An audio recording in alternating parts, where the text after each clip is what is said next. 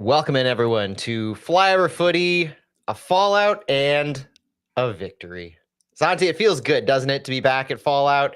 Not our usual post-Sunday night soccer time slot, back doing this live Monday around lunchtime, and we have a win to talk about. It feels weird, but it feels good. Yeah, it feels weird. It has been a while. 43 days. Last one was Ah, May 31st against San Jose. of course you have the day. Yeah, it sounds like it's been forever. Now we just need to make sure that Critchley's side doesn't go another 6 matches without a Oof. win, because Yeah. you start with a win, you have a win. We're gonna see if he can kind of break that streak. Break it Back to up at back least a win, little bit. back to back wins will be great. Back-to-back wins would be great. And it's against one of those teams that you gotta win against, because I don't know if you did this, but before we start the pod recording, I caught myself last night actually calculating playoff numbers. Like I got Yeah. myself back into it, and I'm like, all right, we are just I've got it in the show notes later on. We are just this number of points back from Austin, I think it was. Yeah, 9 points back from a playoff spot now. So we're single digits, whereas 12 would have seemed insurmountable right now, Yeah. with 12 matches to go, right? This was match day 22. Yeah, Mm-hmm. 12 matches to go, 12 points would have seemed insurmountable, but somehow single digits, 9 points with Dallas next week. And if we beat Dallas, then all of a sudden we're tied for 13th and we're starting to step our way up. Mm-hmm. I got way too excited for it. I'll Yeah, just yeah. say that. I look at it too, just to see. It still looks very difficult. A lot of matches have to be won. Yeah. Very little margin for losses, but it is possible. You just have to get on a hot streak, and what a better way to start that against Dallas. I mean, no better way. And before we get into the fallout and the other bit of news that we have to talk about, we do hope that guys like Timo Baumgartel will be back next week. That Dallas Hmm. game is what they were targeting. So Yeah, there's a lot of reason to be optimistic. A lot of it might be misplaced in just riding the high off of this game. But hey, that's kind of what we're here to do, is be wildly optimistic when good things tend to happen. Now, you ready to start the pod recording? Because we do have a little bit of business to talk about before we get into the actual look at this match. let's do it. All right. And if you're joining us on our live stream, drop a question in the chat, Instagram, X, YouTube, Facebook even. I think that's where all we have our chats set up. So we will try to get to those as best we can, either during or right after the show. Promise. Welcome everyone to Flyover Footy. My name is Matt Baker, joined as always by my friend in soccer, Santiago Beltran, for another edition of Flyover Fallout. And this time we have a victory to look at. The thing that has eluded us for 5 match days has finally returned. David Critchley's second victory, a 2-1 win against the Portland Timbers on Sunday Night Soccer. And I'm joined by Santiago to break it all down. Santi, how you feeling after this match? I'm feeling great, Matt. It's a feeling that had been absent for a while, so I don't even know what to think. I don't know how to talk about a win. It's been a while. It's a vibes-based show, but we do have a lot of stats to come into with this one. But honestly, Santi, as exciting as this one is to recap, and we're all looking forward to recapping a win, we do have a bit of business to take care of, as I don't think we want to wait until later on this week to dive into this. We do have to discuss the report. It's not a rumor, it's an actual report from the one and only Tom Bogert that St. Louis City are finalizing deals to acquire Song Bin Jong and Devin Paddleford from Minnesota United. This is quite the newsmaker here, because Song Bin would be a cash trade and Devin Paddleford would be a loan. Now, if for those unfamiliar with Song Bin or with Paddleford, Song Bin is a former Wolverhampton Wanderer who made 84 appearances for Minnesota since joining them in 2023, with 7 goals and 3 assists all time for them. He is under a U22 contract. And the interesting thing about Song Bin is he's the Korean former international. And I would say the stats tend to be a little misleading, especially recently, as he's fallen out of favor from their preferred starting 11. Important to know that it was Adrian Heath, the former Minnesota United manager, who he was brought in under. And they played a vastly different style under Adrian Heath than they do now under Eric Ramsey. And so part of that is the acquisitions being brought in for Eric Ramsey and the style that he's running. Songbin seeming not to be in those plans, and so he's a little bit more expendable. He is on the last year of his U22 deal. He makes upwards of $737,000, but on the U22 deal only hits the salary cap at $200,000. So that's a massive benefit to that U22 contract.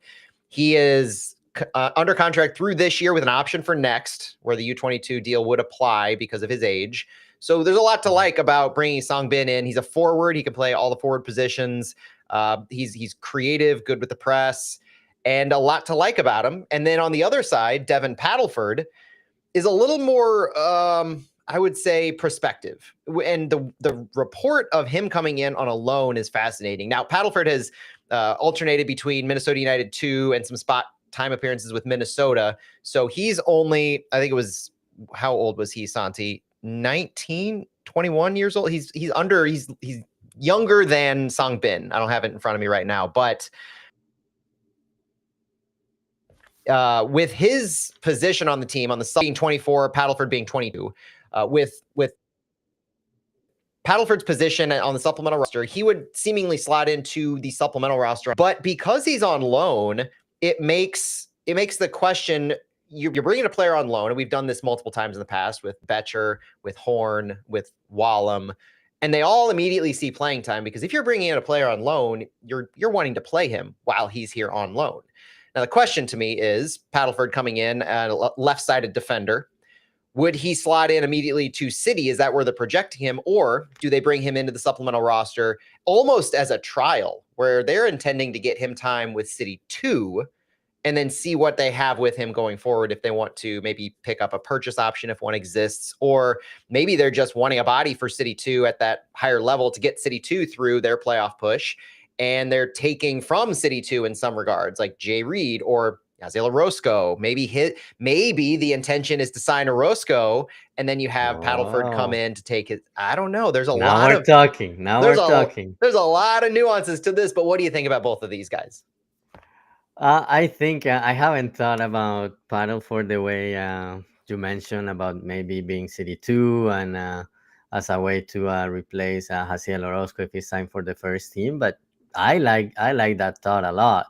I was initially, when I saw the rumors, I was like, oh, another left back, center back. And then there is the other rumor about Fall coming for $4 million. So I was like, okay, so that would be 2 center backs. But I like the way you are looking at it, coming on loan as an option either for City 2 or even to have a body for City in case of injuries or in case you need a body down the road. It's good. And Sam Bing, I'm honestly I'm surprised that his playing time has been so low this year, but the fact that he was brought under another coach makes sense. But it's a dynamic player, and being a U22 player, just thinking about the budget and the option for next year, I think is good.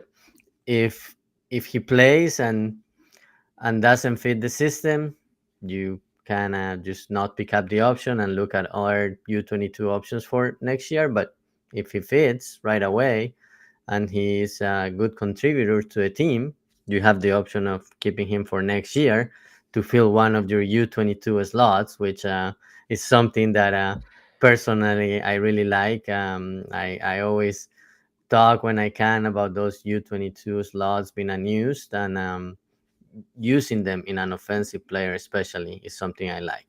And that was one of the things eluding us in the recent batch of rumors and reports were offensive-minded players. I think this plus the Falu Fall rumor, which is seeming to gain more traction, and I think Fall actually bid farewell to his club in Norway here this past weekend, where he did not appear. So be on the lookout for the Falu Fall rumor to gain traction, at least in some way this coming week, likely tied to City. And so I wouldn't expect an announcement necessarily from St. Louis, but I would expect that if that move is progressing as we understand it to be, then there's likely reports that will start to surface related to an impending contract with St. Louis City. Now, that would put St. Louis full up with 4 U22 slots Chris Durkin, JGR, Falu Fall, and Songbin Jung. That's a crop of players that I think, with Durkin's expiring U22, so Durkin won't be a U22 next year. That immediately takes one off. So for this season, yeah, we're full up 2 DPs, 4 U22s if all of this pans out. But next season, we do still have a lot more flexibility. You can go back to the DP model of 3 DPs, 3 U22s, which we would be fine. So we still have just about as much flexibility as we have now. But I think exciting players. I do want to read a quote from Adrian Heath, former head coach of Minnesota United, when Songbin was first acquired, saying, quote, "When you call Songbin Jung dynamic, you've hit the nail on the head. We spotted him in 2019 playing for the Korean U17 national team, and we've tracked him ever since." This was just 2 years ago. 20 years of age at the time, incredibly athletic, incredibly quick and hardworking. He's really intelligent, has a great football brain, and can provide explosiveness in attack. So when you go down the list, he really ticks all the boxes in the type of young and dynamic player we are after. This was a few years ago from Adrian Heath. So a little insight into the promise and prospect of Songbin that we hope to see from St. Louis if this pans out. Like I said, this would bring us full up on our U22s. Currently, right now, St. Louis has 2 open senior slots, 2 open supplemental slots. So let's forecast it out. If both of these players come to fruition and if Falu Fall is acquired, that will full up our senior roster and leave 1 open supplemental roster slot, potentially for either Haziel Arosco or Makai Joyner. We will get into both of those in just a moment, but that's the kind of flexibility we have to work with. So the one remaining bit of transfer news that we haven't heard a peep about, but we are very interested in, are outgoings. We are kind of shoring up what's happening with our players on loan. Nukvi Thorson, Selmir Pedro, even Jabulu Blom has kind of no place here. So we're pretty clear on all of that. But is St. Louis going to free up some available roster slots on the senior roster, most notably? That's the one big thing that we hope to hear more of in the next few weeks as the transfer window opens 10 days from when we're recording this on July 24th. Santi, any other roster business to discuss, or do you want to dive right into this matchup? Just the only thing is that now, if you make this move with Minnesota, yeah, you're gonna need to figure out a way to get another supplemental roster slot, or make a decision between Orozco and Joyner, which both are good players. Orozco showing great things in the 2 games he played, and to me, Joyner, he also deserves to go to the next level. Although I happened to had John Hackward yesterday at halftime. He came for the halftime show, and he was like, yeah. I asked him, like, do you think he has reached his ceiling at MLS Next Pro? And he said no, he still has some to give. And then he went into, look, if the MLS rules weren't so restrictive, he will be a first team player. But yeah, Bingo. That's the nail on the head. I'm sure you always feel like you probably have room to develop at any level. It's really hard, I'm sure, for a coach to say, all right, you've reached the absolute pinnacle. We have nothing left to offer you at this level, but you're always wanting to push players, right? And so from Hackworth's perspective, I know from talking to him last year how frustrating some of those roster rules can be and flexibility. So that sounds spot on. But Santi, let's dive right into this match. Let's get into the 2-1 win against the Portland Timbers. And let's start it off like we always do with our look at the starting 11. It was Roman Berkey in net, a back line of Haziel Orozco, Jake Girdwood-Reich, Josh Yarrow, and Thomas Totlin, with a midfield duo of Tomas Ostrak, Conrad Wallem, and then an attacking midfield of Celio Pompeu, Marcel Hartl, Cedric Teuchert, and a striker of Klaus. Now, some notes in this lineup. It was Haziel Orozco's second straight start at left back, and his final available appearance via the short-term loan mechanism, unless he happens to be signed to an MLS contract, which his contract is currently with City 2. So he's done right now as we record this. We are waiting for his next move. And based on his match that we're going to get into, the stats, the quality we saw, there's no reason to think that he shouldn't be offered a contract at this point on the supplemental roster. He's performed exactly as I hoped he would. As I'm interested in your take, because there's a lot of excitement that this young man has shown and his ability to provide stability on that left side in the defense. And I say stability because of how our form and formation kind of showed itself yesterday with Thomas Totland pushing so high, and what I called getting back to like that quintessential St. Louis City 4-2-3-1, where you have three more classic defenders and you're pushing higher on one side. Haziel Arosco was so stable and so strong defensively on that left side that I do think it warrants that Yeah, and next at move. times, just thinking about the formation, at times with Thomas Totland so high, it looked for moments like we were just playing with three center backs, with Orozco staying back, and Yep. the defense like shifting a little bit. For a few moments, it looked like three in the back. But yeah, he did great, especially playing out of position. That's not his natural position. He's also right-footed, so he did a great job, and he's showing that he's hungry and he wants to be with the team. Now he gave the team a good sample. Maybe not a big sample, but that's what the rules allow. But he performed, and hopefully the team will be able to do something to keep him in the MLS roster so he can continue developing. He's a guy that he came for City 2, but he was part of the Real Salt Lake system. He even Mm-hmm. debuted 3 years ago with Real Salt Lake when he was 17, and then he had some stints on loan to Mexico and then to Ireland. But I had a chance to talk to him this week, and he was like, "Yeah, very exciting to be back playing in MLS after 3 years." So hopefully he will get an opportunity. And Orozco is one of those players that when he was first rumored to be signed, we were towing that line of, is this a City signing? Is this a City 2 signing? Because that background with RSL really lent itself to some MLS experience, being a homegrown signing for that organization. And then us getting him rather cheaply for City 2 to continue to see what he has to offer. And now we're seeing it last year into this year. Very excited for where he could go. The one question I think I would have is the right-footed versus left-footed nature.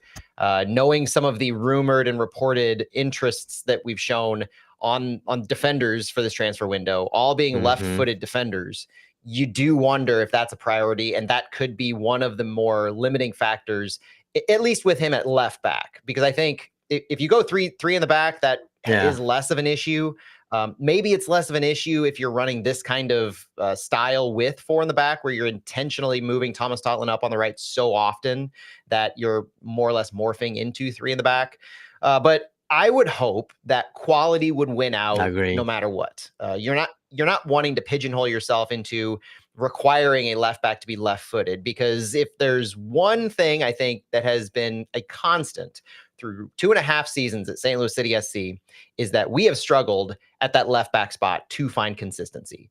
We've signed players, we've gave a ton of players opportunities, and nothing just seems to hold through John Nelson, through Nicholas Dewar, through Jay Reed, through Giannis Horn, Kyle Hebert. I'm sure I'm missing 1, 2, or 3 players here, but the fact is we have not found success at the left back role. I think Makai Joyner's even played left back at time, or at Yeah, least left wing back. Now, so at that position, my point is if somebody is showing quality and they might not have the preferred foot, the dominant foot, that shouldn't be a reason to give them a go, because you're looking for success at this kind of however you need to find it. Now, one place that we have also had, another place that we've had a problem with or lack of success or frustration in the past few games have been the center back role and trying to find consistency through injury in that role. And in this game, I would say that the pairing of Jake Girdwood-Reich and Josh Yarrow was the best that they've looked together. They haven't had a lot of time together, and I would argue that it's probably the best Josh Yarrow has looked maybe all season. I looked it up, and the last time that St. Louis City won a game with Josh Yarrow starting at center back was September 21st, 2024, against the San Jose Earthquake. It was a 2-1 win where Yarrow went the full 90. That is with him mhm. starting at center back. That's the last time we won. And Yarrow had himself a good game. There's no doubt. I think he was near the top in a lot of defensive categories. He had stability. I'm going to talk in a minute on why I think that was the case, but I was happy to see the production from Josh Yarrow. But some other interesting notes that I had too is that Tyson Pierce, named to the bench, didn't appear. This should not classify him as one of his short-term loan appearances. So he still has 5 remaining, as far as I understand. And then the obvious expectation was that at least before the weekend, Friday included on this, Mekhi Joyner. No Mekhi Joyner at all on the match day roster. He went 90 on Friday with City 2. So there was after Friday night, there was an expectation that he's probably not going to feature. In this game, for instance, though, you didn't really need him, even if he would have been rostered, I would say, because Edu Leuven came back. And with Edu Leuven on the bench, not able to go a full 45, you knew he would be making an appearance. St. Louis didn't even use all their attacking subs in this game as it was. They only made 4 substitutions in this entire game, with Leuven being one, Betcher being another. And we ended up subbing out Arosco at the end just because he had completely gassed himself, and I think he was probably cramping at that time. But and Akil Watts was the 4th sub, or the 3rd sub in that way. So we still had an attacker left on the bench in Jean Da Silva, who we didn't even play, let alone looking at the need for Mekhi Joyner. This seems to lend itself to where Joyner can best help the organization at this point in time. If he's going to see minutes, if we need him and we expect him to be able to feature, then yeah, I am all in on the argument to sign him to a supplement, to pull him up to the supplemental roster, end the off-roster homegrown designation. And I almost went to sign him to a first team, but he is signed to the first team already. So end the off-roster homegrown. But if he's not going to play for City, if that's not the plan right now, and that's debatable whether it should be, but I'm just saying, if it's not the plan to play him, to start him, to get him minutes consistently, then yeah, what you were talking about with John Hackworth, maybe before we started, about Hackworth saying he still has some growth to offer at Next Pro, but if the roster rules weren't as restrictive as they are, yeah, he would already be with City full time. That's not the case. We live in the reality we live in. Make sure he gets playing time consistently. If that's 90 every week with City 2, as opposed to 20-minute cameos every week with City, and that's those are your 2 options as an organization, I guess I'm okay with him getting the full 90 with City 2. If it is 20-minute cameos, to me, it's debatable. If 25 minutes, it's okay for a player developing, and maybe towards the end of the season, depending on what is happening with the playoff possibilities, you can even like give him a full half or give him a start. But it's debatable. But yeah, I think as long as either way, if he continues contributing to City 2, getting playing time, but for next season, I think he needs to be a first team player. Obviously, with only 2 supplemental roster slots left, the decision may be to keep him at City 2, depending on who else is available and depending on what other movements the team makes. But it's a player with a lot of promise, and 2 years in a row he has been scoring a lot in MLS Next Pro. So it's time, and yeah, the rules for MLS and the loans for the homegrowns, like, yeah, 6, but 6 doesn't seem to be enough, especially for a player that keeps growing and keeps showing that he could be important and could be a good contributor at the first level. But yeah, it's a decision the team will have to make. But I wouldn't mind coming off the bench, 60th minute, 65th. That's okay too. He doesn't have to be a starter, but I don't know what the team will do once it has to decide what to do with him. I wonder if it's just volume based, like where do they see the biggest need, and whether it's Orozco or Joyner, if that is the decision, who would be needed most by the team and who would be expected to see the most minutes? Because Mekhi Joyner is only 18. He's contracted for another few years as a homegrown anyway. Once you end the off-roster homegrown designation, you can't go back to it. And so I can see them riding him out as an off-roster homegrown for the remainder of the year while City 2 is in their playoff push, try to win him a championship. And then we have a ton of turnover likely on our supplemental roster. We have 8 players currently on our supplemental roster, and 7 of them have contracts ending this year. Most of them all have options, but 7 of their contracts are up. So that's plenty of space to clear for Joyner to join the team. And I am 100% expecting, as sure of a thing as I can maintain it, health notwithstanding, Joyner will be on our supplemental roster next year. He will not be an off-roster homegrown. So we're an impatient fan base in a lot of ways. And so I know, especially with the way that this season has gone, we want to play the kids. We want to see Joyner now being in the Golden Boot race in Next Pro for the second year in a row, tying it this weekend, showing everything he can consistently. But patience is a virtue. And I think that's the thing that we're dealing with right now with Mekhi Joyner. I'll take that. So let's look at the rest of this game, getting into the nitty gritty, the nuts and bolts, some good and some bad. And for the first time in quite a while, and I even looked at your guys' notes from last week, you and Phil, and I listened to the pod. I think we have a considerable amount of good compared to the bad. So let's run through what I think were some good things from this game. Most notably, the field tilt. David Critchley has reiterated time and time again that a goal of his is to win the field tilt battle. Field tilt, again, being basically how much you control the ball in the final third. Do you have more passes into, more passes in, passes into the penalty area, time spent in the final third of your attacking end, not just possessing the ball, but possessing the ball in that specific part of the field. St. Louis won the field tilt battle against the Portland Timbers. They won the possession battle as well, but they were successfully able to translate that into field tilt. Now, it wasn't always the best, because one of the bad things is in the first half, where you did have trouble penetrating deeper into the final third. You were able to get the ball there with regularity and consistency, but you weren't able to really penetrate the back line of Portland to create a significant amount of high quality chances. Now, another bad thing, and really my only other bad thing, is in that first half, when you did create some of the chances, you were still unable to finish. You never really felt like St. Louis was on the cusp of any of those shots going in. At least I didn't. They were all, some of them had decent XG, but at the end of the day, they really weren't able to slice and dice their way through Portland like they were in the second half.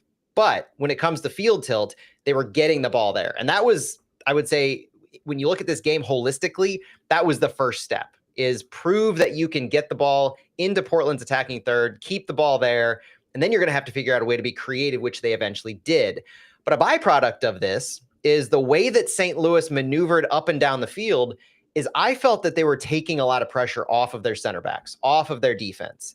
One of the problems that we had, I would say maybe the only problem with the center back deal of Michael Wenzel and JGR a week or two ago, is that they weren't able to successfully progress the ball. They were passing the ball, but we weren't able to really do anything when we started the ball from those two center backs. Because we were able to use our midfield so effectively in this game of Konrad Wallem and Tomas Ostrak, we were able to progress the ball up, and they were able to play deeper when they needed to. There was a lot of pressure taken off because of the attack that we were able to implement against Portland. The best defense is a good offense kind of scenario. And that's what I feel was really effective against Portland. Wallem and Ostrak were very effective. They led the team in touches, and also just moving the ball around. Both did a great job. And as you mentioned, that takes some pressure off your center backs. And I think the pairing of Jaro and JGR did okay. No mistakes. And both of them also had good stats defensively. So I wouldn't mind repeating that pairing. Obviously, you have a Timo Baumgartner that may come back, but I wouldn't mind repeating if he's not available for a start.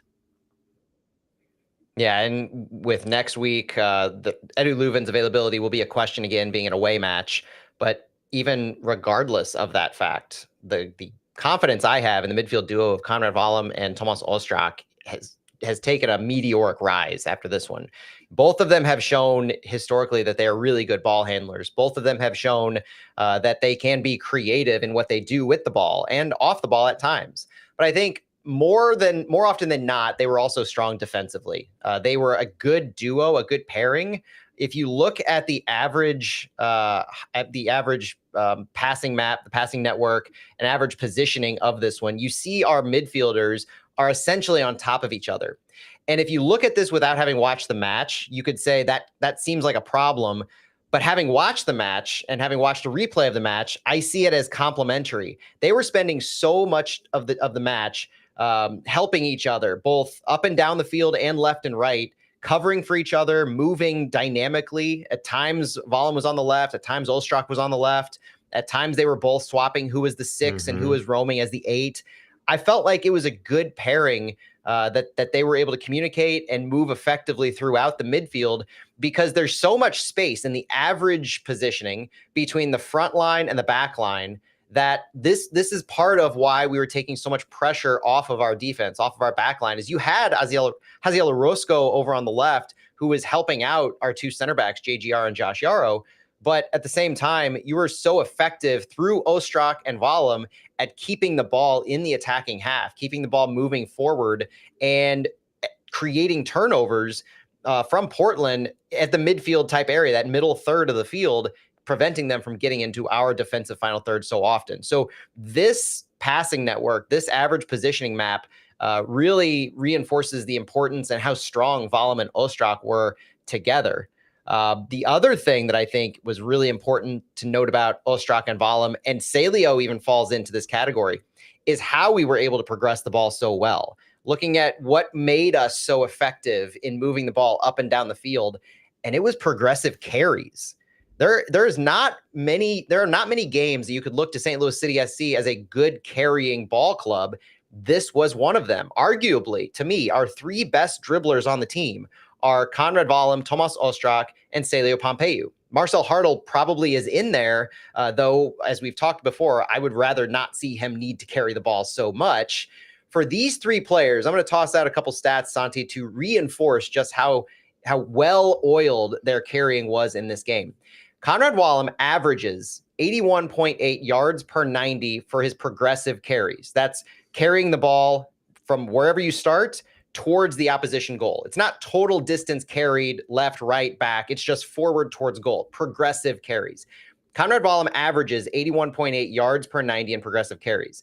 This match, he had 194 yards in progressive carries.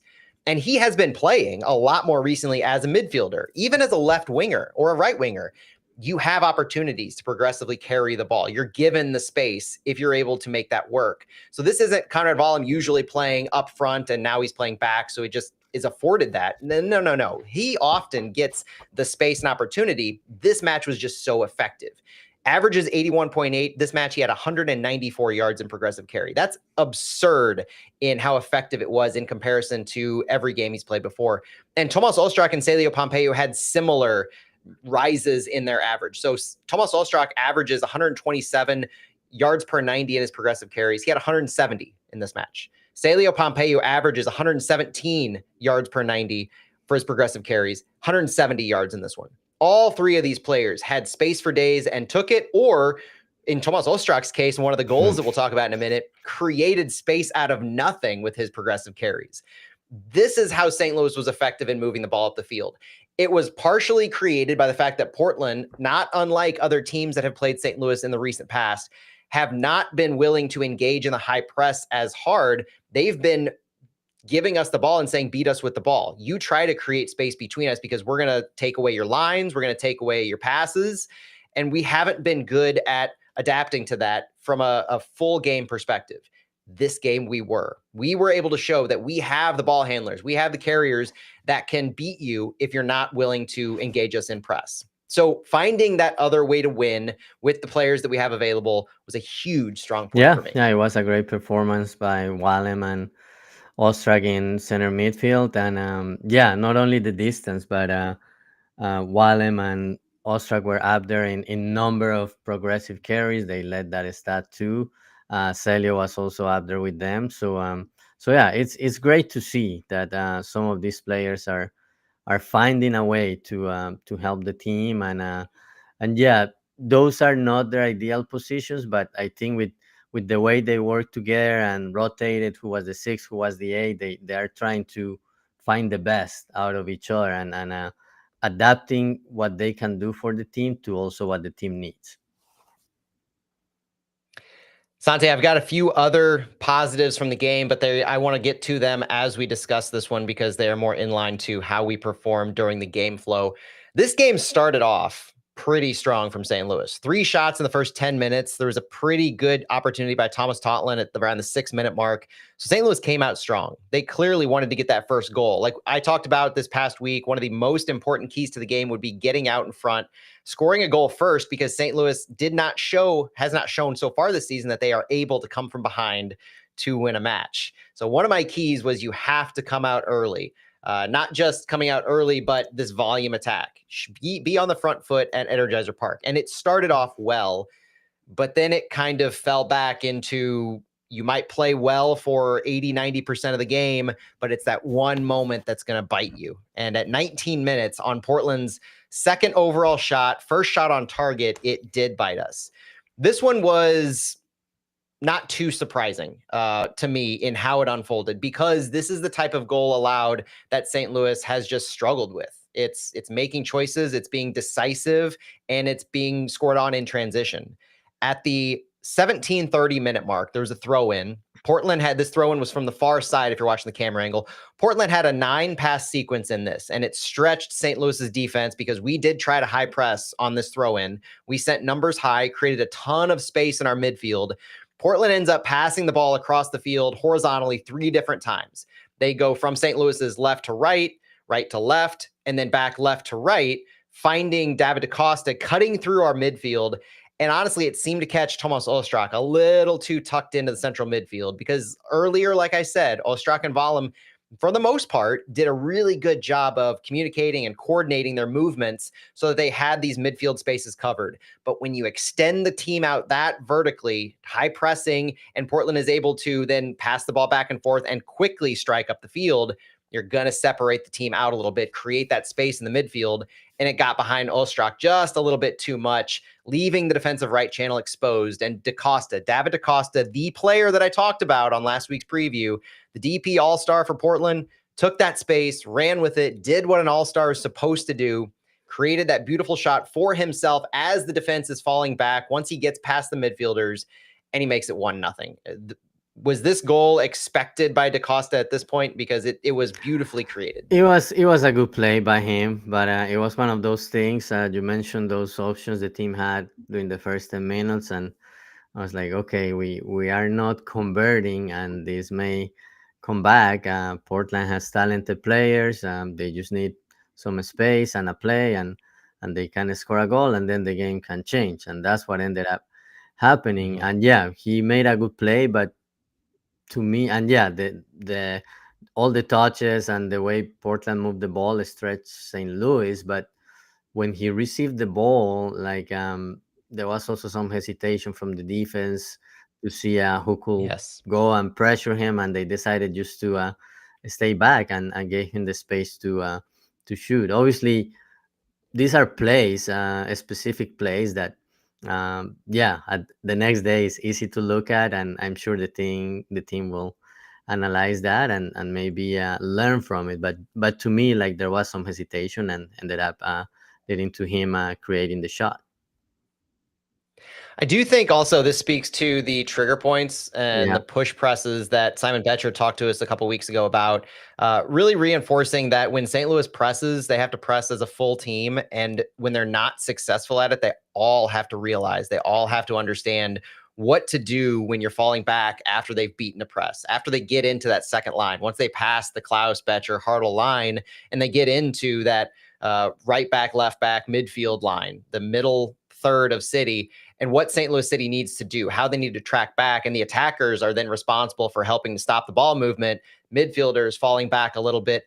But another problem here is not just falling back, but it's falling back without any engagement on the ball carrier. They let DaCosta just run wherever he wanted to in those spaces into the final third, into the top of the penalty box.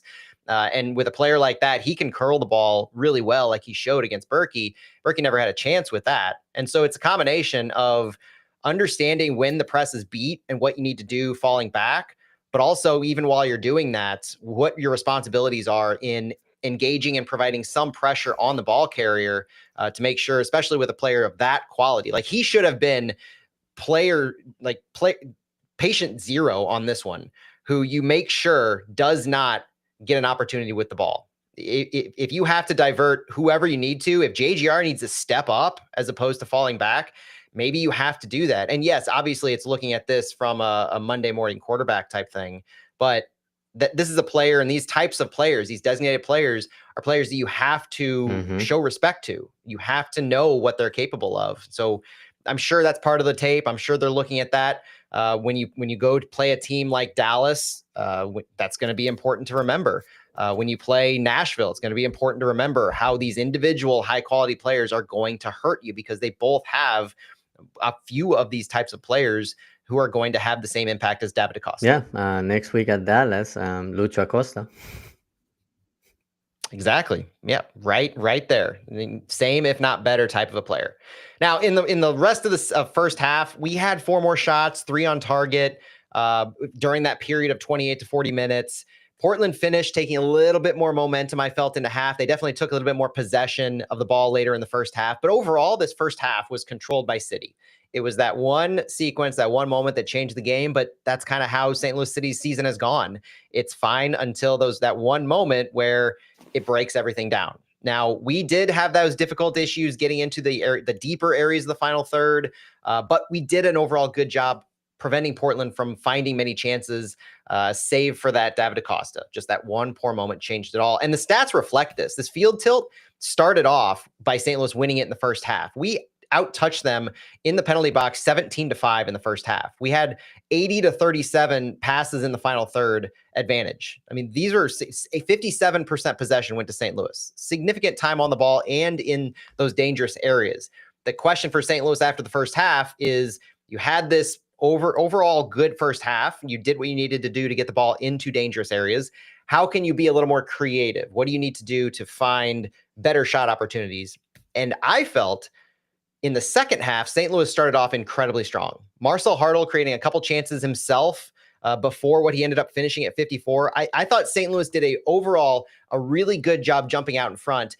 And the funny thing to me in the second half, Santi, is it was almost a repeat of the first. It was almost the exact same story where St. Louis was doing a decent job creating. They couldn't get the finishing. And then you have David DaCosta with that one opportunity at 48 minutes, just 3 minutes into the half, where he almost did essentially a version of what he did in the first half. But we had a savior on this one. We had the big body of Roman Berkey, 1v1 on David Acosta in that tight space. City posted the highlight on their social media on Monday morning. Berkey came up huge. And sometimes when you have this type of attacking DP and this quality of a player, you have to answer with your own version of an attacking DP.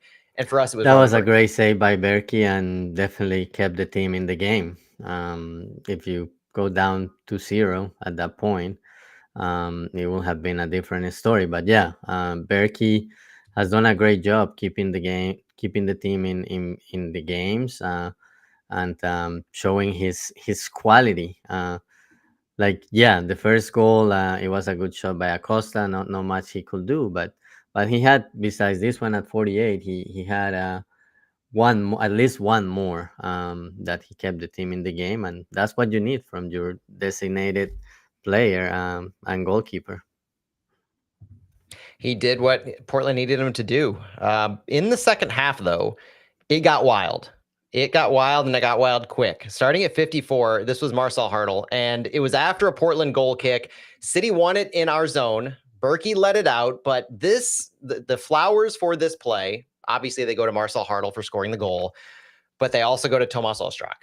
Tomas Ostrak deserves a ton, if not all, the credit for this progression, literally keeping the ball alive by any means necessary against Joao Ortiz. Now, remember this name, Joao Ortiz, number 80 for Portland, because he will make multiple cameo appearances as we go through the rest of this game. Ostrak beats him really well on the challenge, retaining the ball, and then winning it to, again, play it off to Marcel Hartl.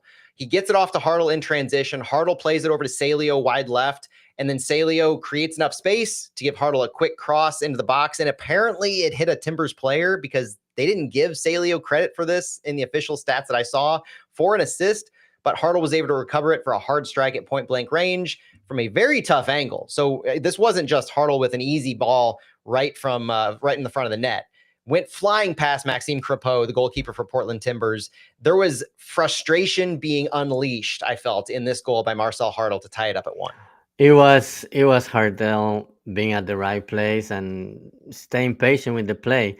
I have to go back and look at the replay. I thought it was more like both Hartel and Klaus were trying to shoot it, and maybe it Yeah. ended up being deflected in the Portland defender. But luckily, the rebound was still there. In the box, and Hartel in a great place, and he didn't hesitate. He went for the shot and ended up scoring a great goal and moving the momentum for City at that point early in the second half.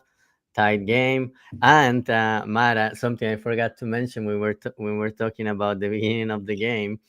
I was smiling after Portland won the toss, and they were pointing to the south end because it's what fans always want: City attacking towards the north end on the second half. And when I saw that, I was like, immediately I was thinking about Stuart. I was like, oh, he will be happy that the team will be attacking against the north end on the second half.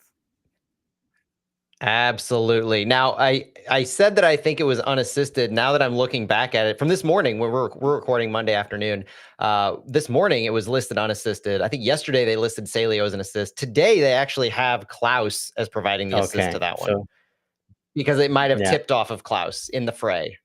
So either way, Ostrak, Salio, Klaus, Hartl, everybody deserves credit. Everybody played a factor in that.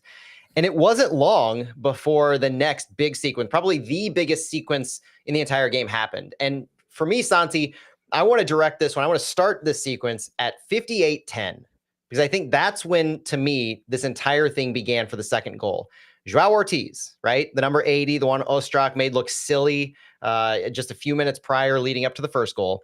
Joao Ortiz tugged at the shirt of Marcel Hartl in transition. Remember this on the wing? Mm-hmm. Hartl's getting the ball, going towards goal. It looked like he has a pretty open path to goal. It would have created a numerical advantage for City in the final third in transition. Hartl's fouled. He gets the shirts tugged by Ortiz. So a free kick ensues. Okay, so that's the first thing, is Ortiz pulls Hartl down and a free kick. All right, fast forward to 63-33. Where less than 5 minutes later, Ortiz has the ball. Portland has been possessing for just a little bit. Ortiz has the ball, trying to enter the final third for City on that right channel of theirs, dribbling between Conrad Wallem and Celio Pompeu on City's left channel, Portland's right.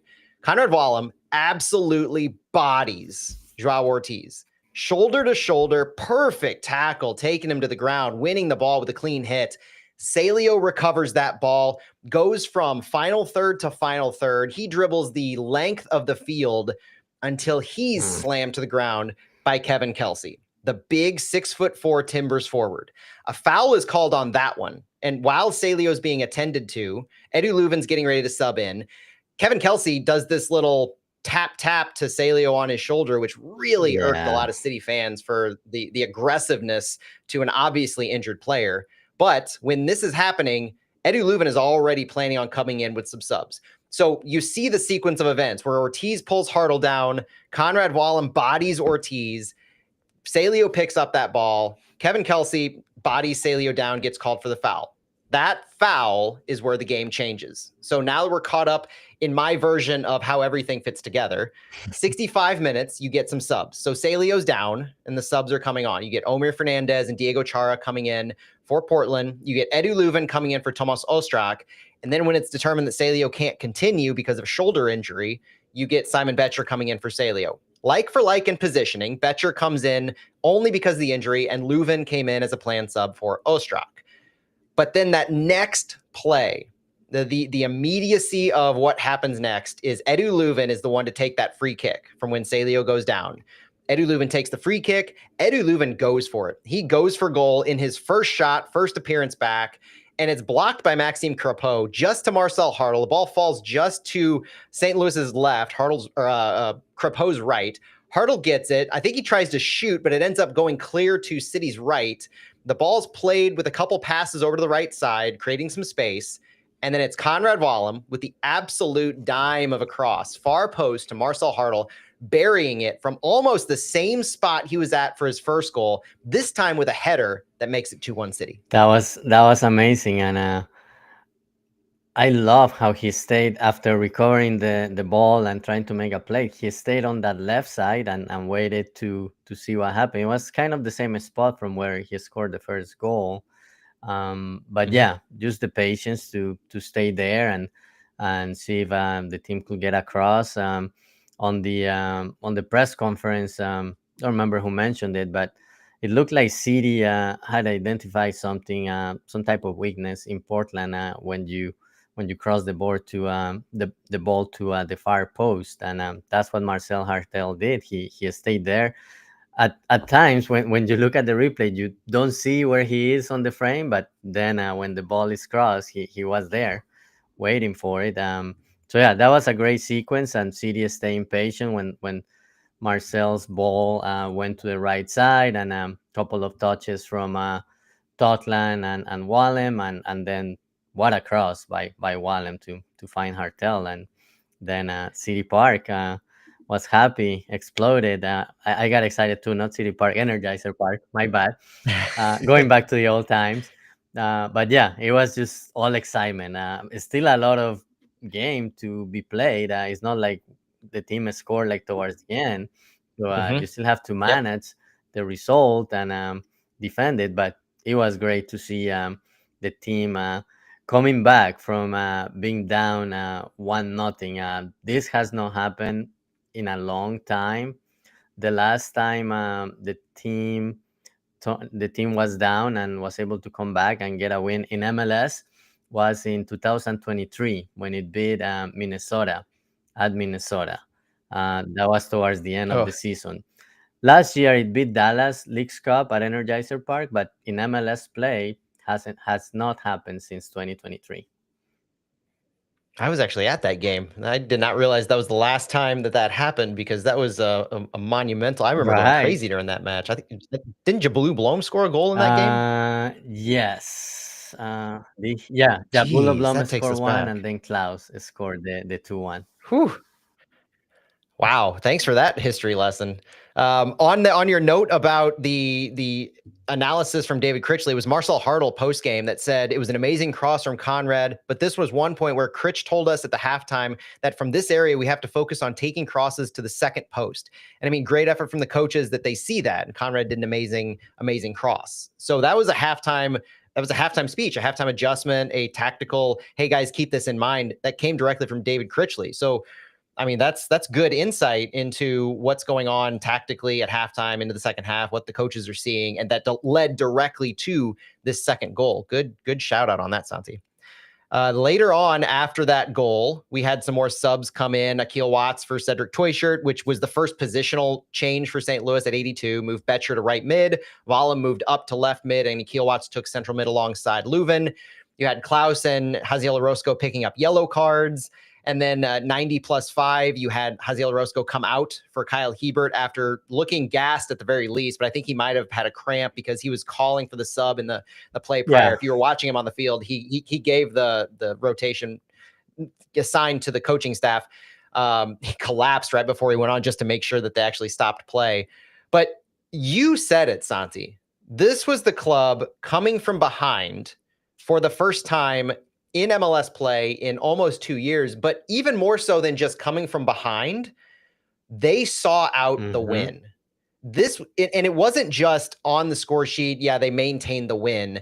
If you watch this game and you remember every single frustrating thing about giving up leads, it changes at the end of the game, yes. But the fact that they scored the go-ahead goal at 67 and were able to see it out up to 80, 85, and then you saw the shift. You saw the bus parked. You saw the tactics change. You saw the possession ramp up, the ball taken to the corner. You saw the games being played. You saw the things that good teams do to close out games being done by St. Louis City for the first time in 2025. That is the thing that is seared in my mind. And it's the smallest of things, but it's Klaus taking the ball from a free kick or from a dead ball situation and just taking it to the corner and just eating the clock. That is, I it was just so beautiful to see in its simplicity because we hadn't seen it before. That's why we're all going crazy about this victory and all the things we've just talked about in this game, because we finally saw this team doing the little things right, doing the things that winning teams do to come back and to see games out. Every player understood the assignment. It was more important to keep possession, burning the clock.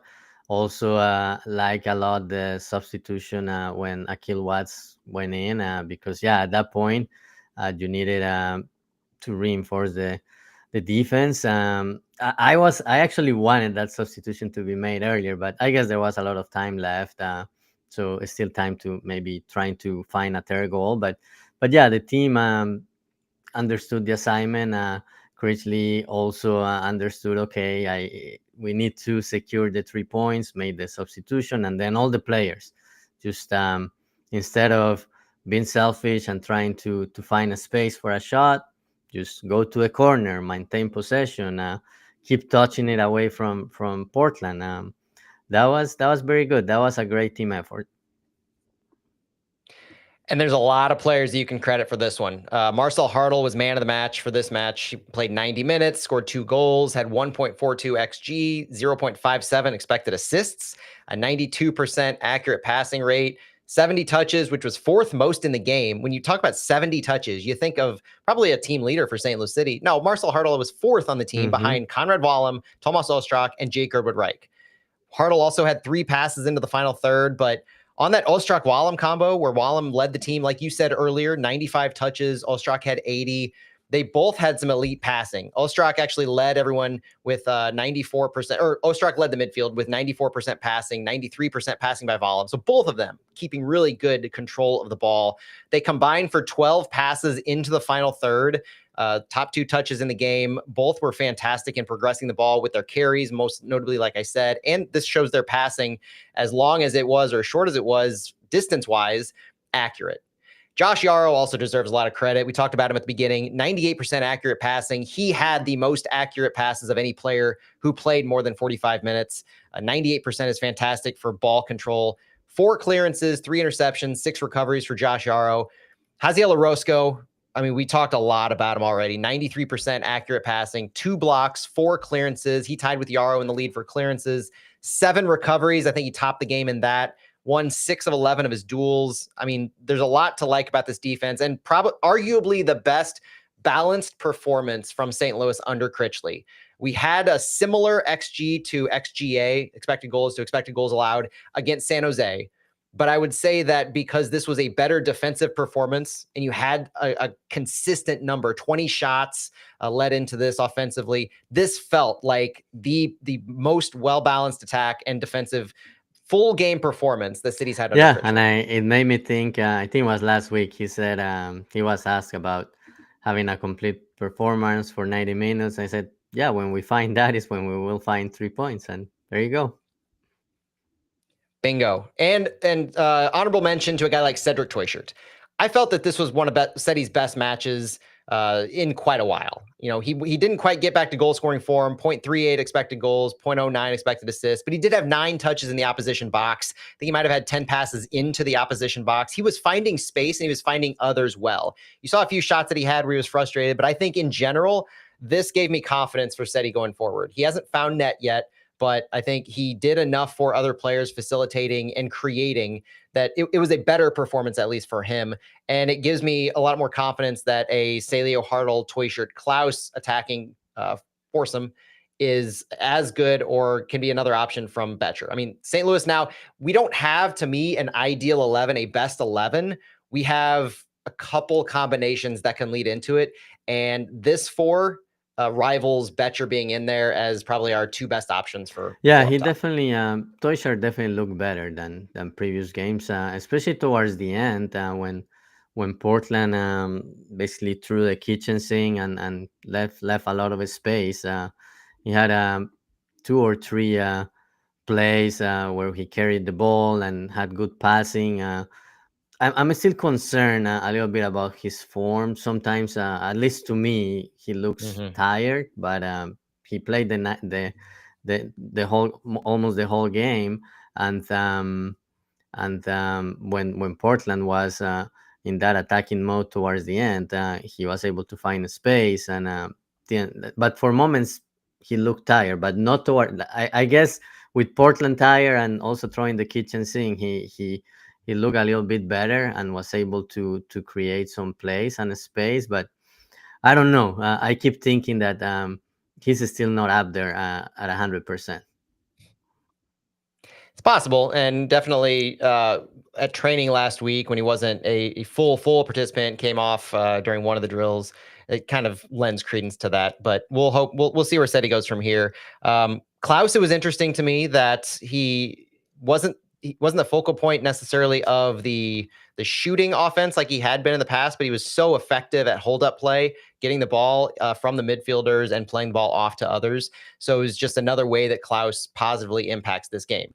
Just lends itself to the fact that this was a complete performance and a lot of players stepped up in different ways. And that's ultimately what you want to see from St. Louis. You can't go into every single match saying, feed Klaus the ball, let him shoot, we'll score, we'll win games.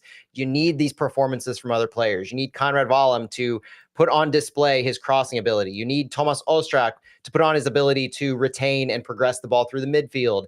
Marcel Hartl is going to do what he does every single game. You saw the glimpses from Edu Leuven that you want to see stretched on when he gets in better fitness and when he's able to take the field.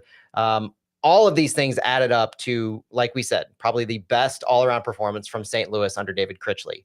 So going forward, St. Louis moves to 4-12-6 on the year. Still not a great record, not something we really like to harp on. Up to 18 points in 22 games, so still sub 1.0 points per game. We have secured, quote unquote, 14th place after this week, now moving 3 points ahead of the Galaxy after a harrowing night on Saturday where we were momentarily tied with the Galaxy and CF Montreal for the wooden spoon. We are now 3 points ahead of both Galaxy and CF Montreal, and we're even with Toronto FC in the Supporter Shield standings. So all of that impacts this wooden spoon race, quote unquote. And going forward now, St. Louis travels to face FC Dallas next week, who sit just one spot ahead of us in the standings and 3 points ahead. So your valued 6-point game, Santi, is here, and we're facing it head on, where a win would draw St. Louis even with Dallas for 13th place in the West. And we talked about it before we started recording the pod, but we'll mention it now here. If you're still looking at the playoff possibilities, Austin FC currently sits 9th place in the West, that final playoff spot, and have 27 points in 21 games. So they have a game in hand, and they are 9 points ahead of us for that last playoff spot. This feels, just going off vibes, this feels a little better and a little more realistic than 12 points with 12 games to go. 9 points back with 12 games to go, still a long shot. No doubt about it. I'm not pretending this isn't going to be a Herculean task if St. Louis is able to claw back a few points in the next few games, but 9 points is better than 12. Just reinforces kind of how quickly the tide can change with a win. Just imagine if we were to string together a couple wins in the next few games in how that could shift the tides. If you get on a roll and win 2-3 games in a row, then you get closer. Other teams may have a loss or two, or tie some games, and then you start making ground. But you need to start a winning streak. So this Dallas game, it's important, and 13 against 14, Dallas, and we'll talk more about it on Thursday, but Dallas is not coming in good form to this game, so hopefully City can take advantage of that. And you have to take advantage. That's the last thing I'll say is you have to take advantage of the opponent that is in front of you. That's all you can do. With Portland plays a midweek game against Real Salt Lake this coming week. They rested some players because of that. They're dealing with fixture congestion that St. Louis isn't dealing with necessarily. And so that's a storyline that I don't think a lot of people really understood, or we even covered last week, is Portland's fixture congestion, like Diego Chara not playing. Felipe Mora, I don't think played at all.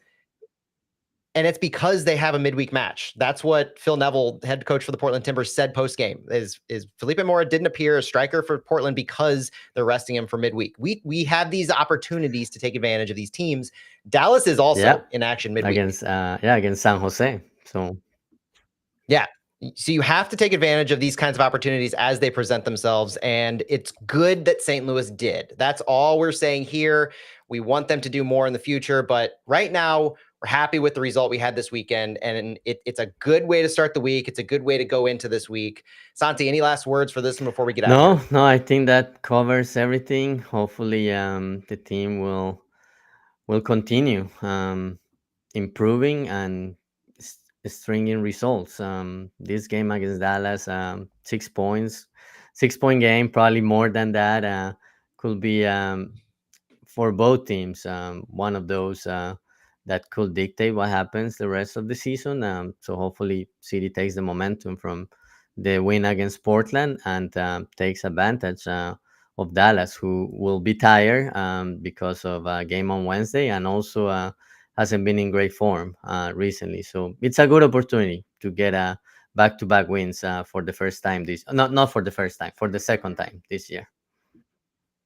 That's right. And we will be back this week to cover it all with our preview of FC Dallas later this week. Join us for that. Like, subscribe to Flyover Footy wherever you get this. Tell your friends, because we always like to grow the party here. And for Santiago Beltran, my name is Matt Baker. Thank you for joining us on this edition of Flyover Footy's Fallout, looking at the 2-1 win by St. Louis City against the Portland Timbers. Thanks for joining us, and we'll talk to you Vamos, later. City! All right. Thanks, everyone, for joining us on the live stream. We really appreciate it. Hope you had a good lunch. Thanks for spending it with us looking at this one, because wins are always more fun to look at. I think we can all agree. All right. Santi, have a good one, everybody. Have a good, safe week. Thanks, and everyone. We'll talk to you later.